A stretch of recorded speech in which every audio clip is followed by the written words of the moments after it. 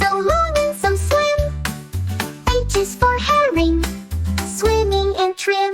I is for eating last fish, so see-through and neat. J is for jackfish, fast on its feet. K is for killifish, jumping up high. L is for lionfish, with fins that can fly. N is for mahi-mahi, shining so blue.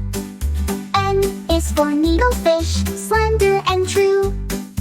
O is for oscarfish, bold and strong. P is for pufferfish, round all along. Q is for queen angelfish, royal and bright.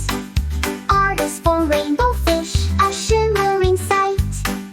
S is for swordfish, sharp as a spear. T is for tuna, so swift and so clear. U is for unicornfish, with a horn on its head. V is for vampire tetra, with fangs that bring dread. W is for wrasse, in reefs it will play. X is for X-ray tetra, almost fading away.